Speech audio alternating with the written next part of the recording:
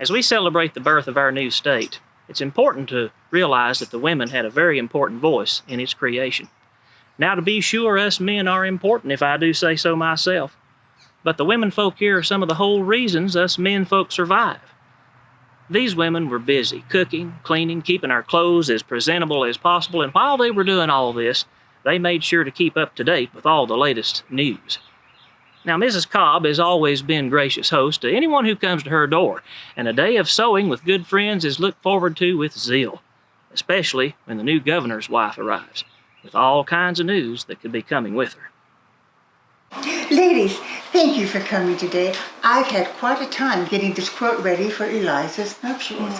Now, she has gotten further along than Fanny, but unfortunately, she has fallen behind.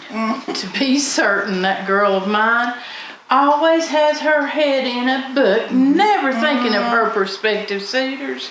Now, Eliza, on the other hand, she is a dear. Indeed, I've had the same issue with a couple of my girls. Heard far too many stories that I'm entirely comfortable with. You were a headstrong lady, to be sure, always doing your own thing. Though I do worry about the children of our new state. Perhaps you've heard any news on some schoolmasters or even some new preachers coming in. No. Those pauper auctions, they're far too frequent now, and something has to be done. Indeed. Yes, Sarah and Jane, they came to us at such a young age, but they have done their chores splendidly.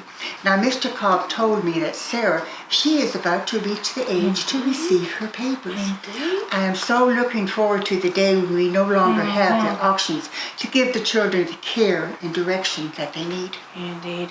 I heard John muttering to himself the other day about trying to stretch a bit of the budget to fit all sorts of agenda items.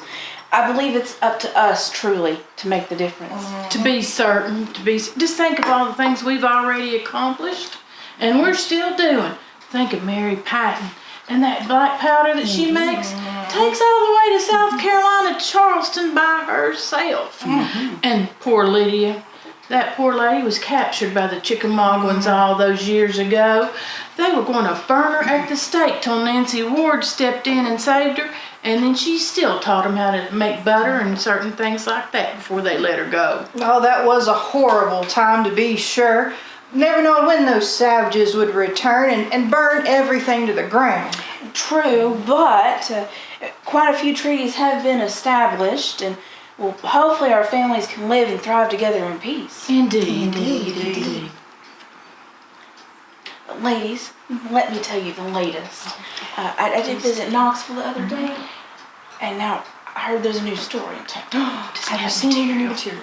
No, not yet. Have you been to Jonesboro lately? No. I went to their store. They had the most beautiful tea set. I'm going to have to see if Mr. Cobb will buy that for me.